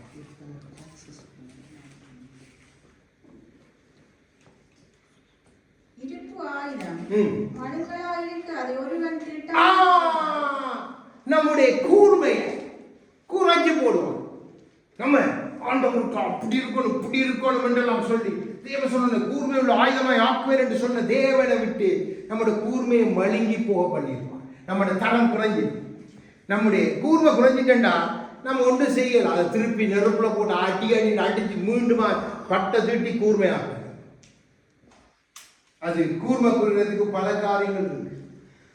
உங்களை பாவத்தில் விழ பண்ணுவான், இல்ல தேவனுக்கு பிரியமில்லாத ஏதோ ஒரு காரியத்தை செய்ய பண்ணா கொஞ்சம் கொஞ்சமா உங்களுடைய ஷார்ப்னஸ் குறைஞ்சு கொண்டே வரும். அடுத்தது புலம்பல் 4:1.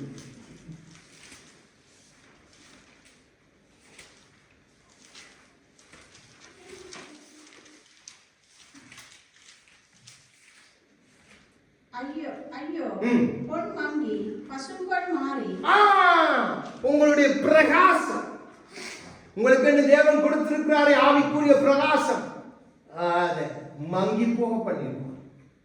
அதை ஒன்றுமில்லாம பண்ணிடுவான். அப்போ உங்களோட தரம் குறைஞ்சு நீங்க போய் பிசாசம் உங்களை கண்டோனே ஆடின பிசாசு என்னத்தான் பார்த்து கொண்டு எனக்கு உன்னையும் தெரியும் பவுலையும் தெரியும் சொல்ற அளவுக்கு மாற்றிடுவான்.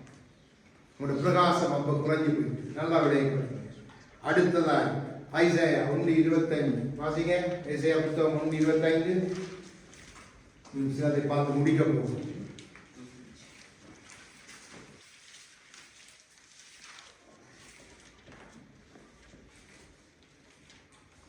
நான் என் கையை உன்னிடமாய் திருப்பி உன் களைப்பணிந்த உன்னை சுத்தமாய் புடமிட்டு. என்ன மதிப்பை குறைஞ்சு போடுவான். கழிவு நீங்க என்ன கழிவு ஃபுல்லா கழிவு இருந்தா வெள்ளிக்கு மதிப்பு இல்லை. உங்களோட மதிப்பை குறைஞ்சு போடுவோம். உங்களுக்கு ஒரு காலத்துல உங்களை அவ்வளவு தூரமா சகோதரன் கனப்படுத்தி உங்களை எல்லாம் இது பண்ணி உங்களுடைய பரிசுத்தத்தின் நிமித்தம், உங்களுடைய நீதி நிமித்தம், உங்களுக்குள்ள கர்த்தருக்குள்ள இந்த தரத்தின் நிமித்தம், உங்க மேல ஜொலித்த அந்த பிரகாசத்தின் நிமித்தம் உங்களை நல்லா ஒரு ஒரு ஆவிக்குரிய மனிதன், ஆவிக்குரிய மகன் என்று பார்த்த கண்கள் மாறி பார்க்கிற அளவுக்கு உங்களோட மதிப்பை குறைஞ்சு போடுவோம். என்ன இப்படி கதைக்கிறாங்க, இப்படி உடுத்துறாங்க, இப்படி பேசுறாங்க என்று நினைக்க பண்ணிட்டா உங்களோட மதிப்பு குறைஞ்சு போயிட்டு சத்துரு உங்களை இங்கே நடத்தி கொண்டிருக்கிறான். நல்லா விளைய கொள்ளுங்க பிள்ளைங்க. நீங்க குறைகிறதே என்றதை நீங்க புரிஞ்சு கொள்ளணும். குறைவின் வகைகள் எப்படி உங்களோட வாழ்க்கையில குறைபடும் என்றதை புரிஞ்சு கொள்ளணும். ஏன் இஷ்டவேளை குறைஞ்சாண்டா தேவ ஜனங்கள் ஏன் குறையாத நாம் புரிஞ்சு கொள்ளணும். தேவன் நம்மோடு பேசிக் கொண்டிருக்கிறான். அப்போ தரம் குறைது, மிக கவனமா இருக்கு. அடுத்தது எண்ணிக்கை. எண்ணிக்கை ஏன் குறை? நமக்கு எல்லா வசனங்களை பார்த்து கொண்டிருக்கிறது. சில வசனத்தோடு பார்க்கணும்.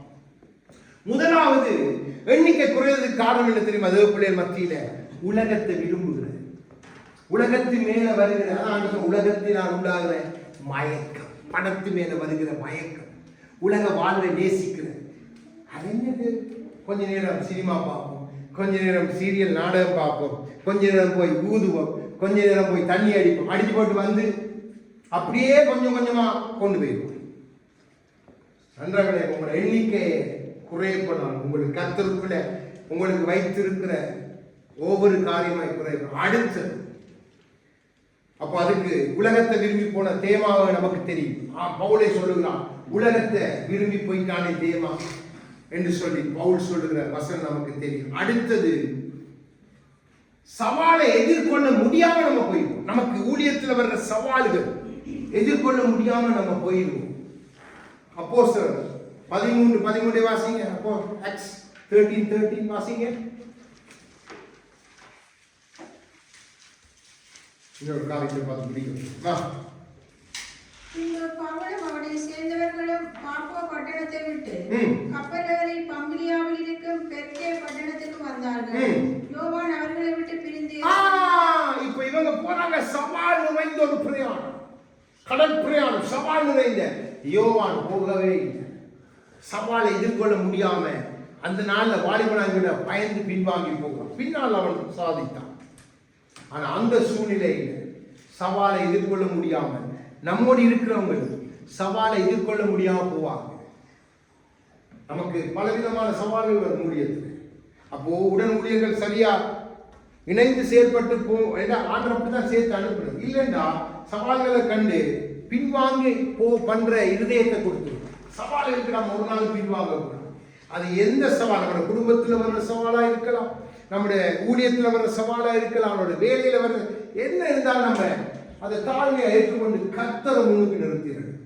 அப்போ நம்ம ஒரு நாளும் சவாலுக்கு பின்வாங்கி போக மாட்டோம். நம்முடைய எண்ணிக்கை குறையாது. அடுத்ததாக நாம் விழுந்து போகிறது பாவத்தில். கிறிஸ்துக்குள்ள இருப்போம், பாவம் என்று தெரியும், ஆனா பாவத்தை நம்ம மறைவிட செய்வது, அது நம்ம விழுந்து போக பண்ணும். ஒரு பாவம் செய்தா விழுந்து தான் நம்ம எழும்படும். ஆண்டவர் சொன்னார், விழு ஆனா எழும்பு.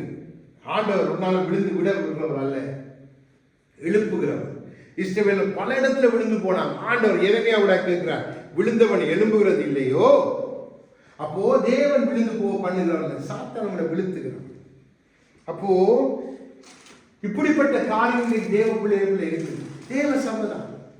சிலாக்கள் சொல்றாங்க அது திராட்சை ரசம், அது வைனை அடையாளப்படுத்துது. நீங்க கொஞ்சம் வைனை குடிக்க பிரச்சனை இல்லை, ஆனா நீங்க போதை அடையாளப்படுத்தி வைனை குடிச்சிருங்க. அது உங்களை குடிக்காத நீங்க குடிக்கலாம். எங்க இருக்கு இந்த போதனை? உங்களை விழுந்து போக பண்றதுக்கு. அப்போ இப்படி பல காரியங்கள். அப்போ அன்றைக்கு இஸ்ரவேலர் குறைந்தாங்க, இன்றைக்கு தேவ ஜனங்கள் குறைகிறாங்கண்டா. எண்ணிக்கை ஆண்டவர் ஜனங்களை பெருக பண்ணுகிறது. இந்த பூமியை ஆதாயப்படுத்துறது அவருடைய நோக்கம். எல்லாரும் ரட்சிக்கப்படணும்னா முழு பூமியை ஆதாயப்படுத்தணும், முழு ஜனங்களையும் தங்கள் ராஜ்யத்துக்குள்ள கொண்டு வரணும். அதைத்தான் இஸ்ரவேலருக்கு வாக்கு பண்ணி அவர் அழைத்து பார்த்தார். முடியல, பெருக்கத்தை கொடுத்து பார்த்தான். பெருக முடியாத சூழ்நிலையில பெருக பண்ணினான். சட்டம் இருந்த பொழுது பெருக பண்ணினான். அந்த அளவுக்கு வானத்து நட்சத்திரங்களை போல கடற்கரை மணலத்திலே பல விதத்துல தேவன் பெருக பண்ணினான். அதை அவர் நிரூபித்து இருக்கிறார். அதற்கு சாட்சிகளும் வேதத்தில் இருக்குது. அப்படித்தான் தேவ பிள்ளைகள் சபையை தேவன் சத்தியத்துல வளரணும், நீதியில வளரணும், பரிசுத்தத்துல வளரணும், அவருடைய செய்கையில வளரணும், அவருக்காக வாழ்றது வைராக்கியத்துல வளரணும். இதுதான் சபை வளர்றதுக்கான காரணம். நீங்க யுத்த ஆதாயப்படுத்துறது டிஸ்கோ லைட்ஸ் எல்லாம் போட்டுட்டு ஒரு 4 கூத்தாடினா நீங்க ஆதாயப்படுத்த மாட்டீங்க. அதுவும் கூத்தாடிட்டு அது போயிட்டு 4 பேருக்கு அதைத்தான் கற்றுக் கொடுக்கும். நன்றாக விளங்கிக் கொள்ளுங்க. தவறான மனுஷ மூளையில தோன்றது எல்லாம் நம்ம ஒரு நாள் கொண்டு வந்து சபைக்குள்ள திணிக்க கூடாது. ஆவியானவரிலிருந்து அமர்ந்திருந்து கேளுங்க. தேவன் சும்மா வேதத்தை எழுதி வைக்க இல்லை. இஸ்ரவேலுடைய குறைவை நமக்கு பெருக்க பாருங்க. இஸ்ரவேல் குறைந்து போனார்கள். அதுக்கு கர்த்தர் காரணம் அல்ல, அவர் பெருக பண்ணினார், பெருக்கத்தை கொடுத்தார். இன்றைக்கு தேவ ஜனங்கள் பெருகணும், இந்த பூமியை நிரப்பணும், பட்டணங்கள் ரட்சிக்கப்படணும், கிராமங்கள் ரட்சிக்கப்படணும், தேசம் ரட்சிக்கப்படணும். கர்த்தருடைய கரம் நீட்டப்பட்டு இருக்கு. கண்களை தாரை தாரையாய் கண்ணீர் என்ற தேவ ஜனங்கள் செய்த அட்டூழியம் வெளியில இருக்கிறவனை காட்டிலும் ரட்சிக்கப்படாதவனை காட்டிலும் தேவ அன்னைக்கு இஸ்ரவேல் நாங்க தேவ ஜனம் என்று அவங்க வழிவிலகி போனாங்க. இன்னைக்கு அந்த கூத்து வந்து பாருங்க, கிருப கிருப கிருப எல்லாம் கிருப பாருங்க. எல்லாம் செய்கிற பாவம், செய்யாத பாவம், செய்ய போற பாவம். இந்த ரோமன் கத்தோலிக்க மாத்திர போயிட்டு 7 நாள் பாவம் செய்துட்டு போயிட்டு அங்க பாதிரியார் இருப்பார், முகத்தை பார்க்காம வந்துட்டு அடுத்த நாள் திருப்பி அலைய பாவம். யோசிச்சு பாருங்க. குடிச்சிட்டு போய் அண்ணன் நான் குடிச்சிட்டு மன்னிங்க, இனி குடிக்க மாட்டேன், வந்த உடனே திருப்பி குடிச்சிட்டு அடுத்த நாள் அதே பாவம். இன்னைக்கு அப்படியே வந்துட்டு ஆண்டவரோட பிள்ளைகள். உன்ன தேவன் பழைய பாவத்திலிருந்து தூக்கி இருக்கிறார், வேண்டாத கிரியையிலிருந்து காப்பாற்றி இருக்கிறார், சத்துருவின் கைக்கு காப்பாற்றி. உன்னை வெட்டுறதுக்கு எத்தனை பேர் தெரிஞ்சாங்க, உன்னை கொல்றதுக்கு எத்தனை பேர் தெரிஞ்சாங்க, உனக்கு எதிராக எத்தனை பேர் பேசினாங்க, எத்தனை காரியங்கள் நம்மை தூக்கி இருக்கிறார். நம்ம ஒருத்தருக்கு பலதரப்பட்ட கோணங்கள், பலதரப்பட்ட காரியங்கள். தேவன் நம்மை தூக்கின நோக்கம் இருக்கு. நம்மை குறைந்து போக பண்ண அல்ல, நம்மை பெருக பண்ண, நம்மை ஆசீர்வதித்து தமக்காய் நம்முடைய ராஜ்யத்துக்காய் நிறுத்த. ஆனா அன்றைக்கு அவங்க ஆசீர்வாதத்தை பெற்றுக்கொண்டு நல்லா சாப்பிட்டு தங்களை கொடுக்க பண்ணிட்டு உதைத்தாங்க தேவ ராஜ்யத்தை. அதைத்தான் சொல்றேன், இயேசுவை உதைத்தான். என்ன ராஜ்யத்தை தட்டி விட்டுட்டாங்க. கசமா கொடுக்கணுமா கொடுக்க கூடாது, கணிக்கு கொடுக்கணுமா கொடுக்க கூடாது. அப்போ இப்படி பலதரப்பட்ட குழப்பங்களை கொண்டு வந்து விட்டுட்டான் சத்துரு. ஏண்டா வெட்டுறான், கிளைகளை வெட்டுறான், தண்டை வெட்டுறான், அப்படியே குறைந்து போக பண்றான். சபையை விட்டு டக்குன்னு ஒரு நாள் ஒரு அள்ளிட்டு போயிடுறான். யோசிச்சு பாருங்க. இன்னைக்கு இதெல்லாம் நம்ம சுற்றி நடக்குது. இன்னைக்கு நியாயப்பிரமாணம் உள்ள வந்துட்டு, நியாயப்பிரமாணத்தின் சால்வை நம்மட தோல்ல, நியாயப்பிரமாணத்தின் தொப்பி நம்மட தலையில. யோசிச்சு பாருங்க. நியாயப்பிரமாணத்தின் விளக்கு நமக்கு தேவையில்லை. நம்ம ஜனங்களை நியாயப்பிரமாணத்துக்கு நடத்தையில தேவன் அழைத்தது. பவுல் எங்கேயும் அப்படி நடத்த சொல்ல, நியாயப்பிரமாணத்துப்படி நீ நடந்தா நீ முடிந்தாய். நன்றாய் விளங்கிக் கொள்ளுங்க. இஸ்ரவேல் கொடி, இஸ்ரவேல் கூத்து எல்லாம் விளங்குதில்லை. இந்த ஜனங்கள் விளங்குதில்லை. ஏன்னா மனுஷன் மூளையில தோன்றத சாத்தா நல்ல மூளையை பிடிச்சு பிடிச்சு பிடிச்சு கொண்டா கொண்டு வா. பார்க்க பார்க்க உண்மையா தூக்கம் வருது. என்ன ஆண்டவரே, எத்தனை வருஷம் ஊழியம் செய்யணும்னு சொல்றாங்க, எத்தனை வருஷம் இருக்காங்க, இன்னும் நியாய பிரமாணத்துக்கு நேராக ஜனங்களை நடத்துறாங்களே. பவுலுடைய ஆதங்களை நீங்க எடுத்து வாசிக்கிறான், ரோமர்ல எழுதுகிறான், கலாத்தியர்ல எழுதுகிறான் நியாய பிரமாணத்தை. அப்போ கிறிஸ்துவ பாவியான்னு கேட்கிறான். கலாத்தியர் 2 எடுத்து வாசி பாருங்க. சபா நமக்கு இஸ்ரவேலர்கள் இன்னும் அவர்கள் ரட்சிக்கப்படணும், அவர்கள் இதயம் கடினமாயிடும். அப்ப ஆண்டவர், அப்ப நம்ம இப்ப ஒவ்வொரு நாள் ஆலயத்துக்கு கூட ஒரு ஆட்டோட போகணும், இல்லாட்டி புறா குஞ்சு கோழியை கொண்டு கொடுத்து பாஸ்டர் கையில, பாஸ்டர் நாங்க வெட்டி போட்டு ரத்தத்தால என்ன பரிசுத்தப்படுத்துங்க. என்ன செய்யறாங்கன்னு விளங்க. எந்த பண்டிகைகள் ஆண்டு சொன்ன எல்லாம் கொலோசியர்கள் எல்லாம் முடிஞ்சு எல்லாம் நிறைவேற்றி முடிச்சிட்டேன். இப்ப இன்னும் ஆசாரிப்பு பண்ணிடுறாங்க, கூடாரம் பண்ணிடுறாங்க, சமையலுக்குள்ள கூடாரம் போட்டு அங்க வந்து இருக்கிறாங்க. இதெல்லாம் பார்த்தா மனசு உண்மையா தேவ வார்த்தையோட வச்சு நீங்க பார்க்கக்குள்ள தாங்க முடியல. நம்மள கிறிஸ்தவ உலகத்துல நடக்கிற கூத்துகளை. ஆகதான் தேவன் நமக்கு காண்பித்து கொடுக்கிறார் வித்தியாசத்தை. நீங்க இப்படி குறைவுபடக்கூடாது, உங்களோட தரம் குறையக்கூடாது. உங்களுக்கு ஏன் குறைவு வருது, ஏன் அன்றைக்கு குறைந்து போனார்கள் என் ஜனங்கள்? ஆண்டவருக்கு சின்ன காரியம், பெரிய பெரிய தேசம். மோவாபியர் வந்த பொழுது, அம்மோனியர் வந்த பொழுது, மீதியானியர் வந்த பொழுது சும்மா 300 பேரை கொண்டெல்லாம் அடித்து முடித்த கர்த்தர் ஒரு தூதனருக்கு 1,85,000 பேர் அதம் பண்ணின கர்த்தருடைய பிள்ளைகள் நாங்க. பாருங்க, நம்ம எதை நாடி எதை போதிக்கிறோம், எதை பிள்ளைகளுக்கு கற்றுக் கொடுக்கிறோம். பரிசுத்தம் எங்கேயாவது பவுல் நியாயப்பிரமாணத்தை நான் நியாயப்பிரமாணத்தின்படி குற்றம் சாட்டப்படாதவர், ஆனா நியாயப்பிரமாணத்தின்படி பிழைக்கிறவன் அல்லவே. அப்போ என் விசுவாசம் பிள்ளை, கிறிஸ்து உயிர்த்தெழுந்தது பிள்ளை. அவர்களுக்கு இந்த முக்காடு நீக்கப்பட, நமக்கு முக்காடு நீக்கப்பட்ட ஆயிற்று. நமக்கு ஒரு இஸ்ரவேல் சார்ந்த தேவையில்லை, இஸ்ரவேல் தொப்பி தேவையில்லை. என்ன சொல்றது, நம்முடைய இந்த கிறிஸ்தவ உலகத்தில் இருக்கிற முட்டாள்தனம் உண்மையா துக்கம் பிள்ளைகள். இதெல்லாம் பார்த்து நீங்க அதற்கு ஆசைப்பட்டாங்க. அதுக்கு நான் சொல்றேன், ஜெபம் பண்ணுங்க. மனசு என்ன, தேவன் சிந்தின ரத்தம் வீணானது அல்ல, எல்லாருக்கும் கொடுத்த ரட்சிப்பு, எல்லாரும் பரலோகத்துக்கு வரணும். அதான் தேவ நோக்கம், அதான் என்னுடைய உங்களுடைய நோக்கமா இருக்கு. எந்த பலத்தால நான் சாதிப்பேன், இந்த தோல்ல பலத்தில் இருந்து பாருங்க, என்னால கடக்க முடியும், என்னால் நடக்க முடியும், நடந்து பாருங்க. கிறிஸ்துடைய கிருபை இல்லாம, கிறிஸ்து இல்லாம நீங்க கடைசரை பிழைக்கவே முடியாது. நான் உங்களை நடத்தணுமா, கிறிஸ்துவிடத்துல நடத்தணும். நான் உங்களுக்கு பாதை வைக்கணுமா, கிறிஸ்துவின் பாதையை பின்பற்றி வைக்கணும். நான் உங்களுக்கு தேவையில்லாத கிரிகைகளை கொண்டு வந்து இதுக்குள்ள தேவையில்லாத டிசைன், இதுல தேவையில்லை. எங்கேயுமே ஆதி அப்போஸ்தலர்களை கொண்டு வந்து வைக்கவே இல்லை, ஆதி சபைகளை இருக்கவே இல்லை. பீலேயாமின் காரியங்களை தேவன் கடிந்து கொள்ளுகிறான், எசபேலின் காரியங்களை கடிந்து கொள்ளுகிறான், நிக்கோலஸ் மதஸ்தாவுடைய கிரியைகளை கடிந்து இன்னைக்கு அதெல்லாம் கொண்டு வந்து வச்சுட்டு நம்ம அதற்கு ஒரு வியாக்கி. யோசிச்சு பாருங்க, இன்றைக்கு பவுல் இருந்தா என்ன செய்வார் நினைக்கிறீங்க? சபைகளை அன்றைக்கு கலாத்தி, புத்தி இல்லாத கலாத்தியர் என்ற மாதிரி தான் சொல்றேன். புத்தி இல்லாத பாஸ்டர், புத்தி இல்லாத ஊழியக்காரன் ஜனங்களை நியாயப்பிரமாணத்துக்கு நேராக நடத்துகிறார். யோசிச்சு பாருங்க, நம் மாறணும். நம்முடைய கிறிஸ்தவ உலகம் மாறணும். ஒவ்வொரு எழுப்புதல் எப்படி வரும்? எழுப்புதல் ஒவ்வொரு தனி மனிதனும் பரிசுத்தத்தின் நீதியில எழுப்பினால்தான் கிறிஸ்து வருவார். இல்லைண்டா நம்ம நம்பி கொடுத்துட்ட அந்த உலகத்தை, நம்ம நம்பி கொடுத்திருக்கிறார் பட்டணத்தை, தேசத்தை, நம்ம இங்க செய்யற கூட்ட பார்த்துட்டு நாங்கள் நீங்கள் ஒன்று வாங்க அப்படி கையை போட்டுட்டு சாயல் எந்த மாதிரி ஸ்தானம் விளக்கப்பட்டு ஜெருசலேம் மீண்டும் கட்டப்படும் ஸ்தானத்து ஆவிதான் ஜெருசலேம் பரலோகத்தில் இறங்கி வருது. பரிசுத்த மனவாட்டியா இறங்கி இல்லாடி தேவன் அதை எழுதி வைக்க வேண்டிய அவசியமே இல்லை. ஏன்னா பூமியில ஒரு ஜெருசலேம் நகரம் உண்டு, அழிக்கப்பட்டு போகும். நீங்க நினைக்காதீங்க, எல்லாம் அழிக்கப்பட்டு போகும், புதிய எல்லாமே மாறும் என்று சொல்லி புதிய வானம் புதிய பூமி வேண்டாம். இந்த வானத்துக்குள்ள இந்த பூமிக்கு அடங்கி இருக்கிற ஜெருசலேமும் போயிடும், புதிய பரம ஜெருசலேம் வரும். அங்கதான் நமக்கு வாசஸ்தலம், அங்கதான் கிறிஸ்து வாசம் பண்ண போறார். அதுக்கு அஸ்திவாரமே வித்தியாசம், அதுக்கு வாசல் வித்தியாசம். அப்போஸ்தலரும் இஸ்ரவேல் கோத்திரத்தார் தேவன் நினைக்கிறார்.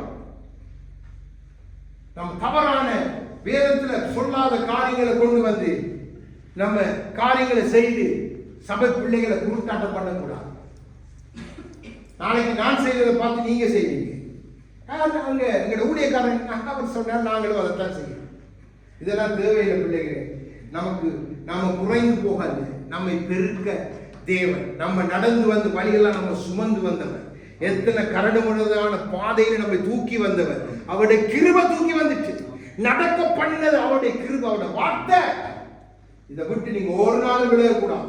எங்கே நீங்க துணிந்து பேசணும், வார்த்தைக்கு நீங்க வைராக்கியம் இருக்கணும். கிறிஸ்துவுக்கு தான் நீங்க முன்னுரிமை கொடுக்கணும். யாருக்கு நீங்க பயப்படக்கூடாது, வார்த்தைக்கு பயப்படுங்க. அப்போ நீங்க ஜெயிப்பீங்க. உங்களால அநேகரை ஜெயிக்க முடியும். உங்க மதிப்பு ஒருவரும் குறைக்க முடியாது. உங்களுடைய அபிஷேகம் கூடிக்கொண்டே இருக்கும். உங்களுடைய பிழைப்பை தேவன் பிழைக்கூட்டிக் கொண்டே இருப்பார். ஒன்றும் குறைகிறது இல்லை. உங்க மகிழ்ச்சி உங்களை விட்டு போவார். அதுதான் பவுலுடைய வாழ்க்கையில அவர் என்ன இருந்தால் அந்த மகிழ்ச்சி அவர்கிட்ட எடுப்படவே இல்லை. தேவ சமூகத்தில் எழுந்திருந்து நான் பாடி துதித்து அவரை மகிமைப்படுத்த போகும்.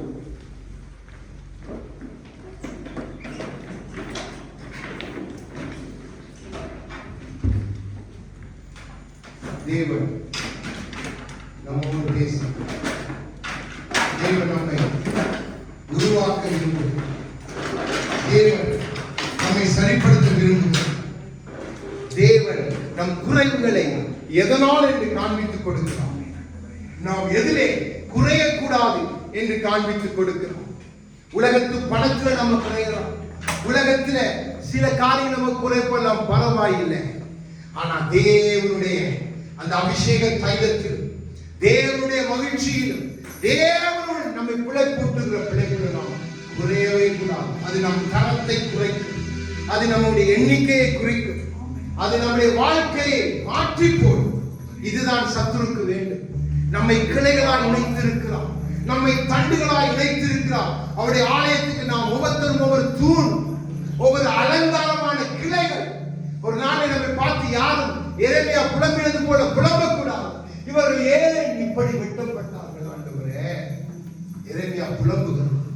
அதைத்தான் புலம்பலை எழுதி வைக்கிறோம்.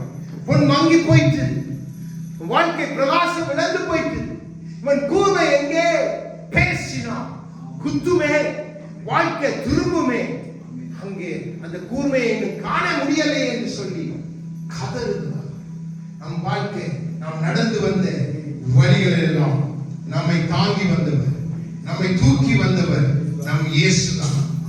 என் பலத்தால நான் செய்யல, என் கையால நான் செய்யல, என் தோள் அல்ல, அவர் தோள் சிலுவையை சுமந்தபடியினால் நான் இன்று வாழ்கிறேன், நீங்கள் வாழ்கிறீர்கள். ஆகவே தேவ சமூகத்திலே அவரை பார்த்து நாம சொல்ல போறோம், என் பலத்தால முடியல டாடி, என்னால முடியல. இவ்வளவு நாள் நான் நினைச்சேன், எஸ்ரனப்பட நான் நினைச்சோம் ஜனங்களை போல, என்னாலதான் எல்லாம் ஆயிற்று, என் கையால் பிரயாசத்தால்தான் நான் இவ்வளத்தை சம்பாதித்தேன், இவ்வளத்தை சாதித்தேன், இவ்வளத்தை செய்தேன் என்று பாபிலோன் ராஜாவை போல நான் நினைத்தேன். அப்படி அல்ல தகப்பனே, இவையெல்லாம் உம்மால் ஆயிற்று. உம்மால் கூடும், உம்மால் மாத்திரமே எங்க வாழ்க்கைகள் சிறப்பாக்க முடியும். உம்மால் மாத்திரம்தான் எங்க சந்ததிகளை வாழ பண்ண முடியும். உம்மால் மாத்திரம்தான் எங்களை பரலோகத்திலே ஏற்றுக்கொள்ள முடியும். உம்மால் மாத்திரம்தான், உம்மால் மாத்திரம்தான். அதை உணர்ந்து நாங்கள் பாடுகிற இந்த வேளையில் தகப்பனே எங்களை ஏற்றுக்கொள்ளுங்க. அப்பா, எங்கள் குறைவுகள் பெருக்கமாய் மாறுவதாக. இனி எங்கள் ஜெபம் குறைவல்ல, எங்கள் ஜெபம் பெருகுவதாக. எங்கள் துதி குறைவல்ல, எங்கள் துதிகள் பெருகுவதாக. எங்கள் கொடுப்புகள் பெருகுவதாக.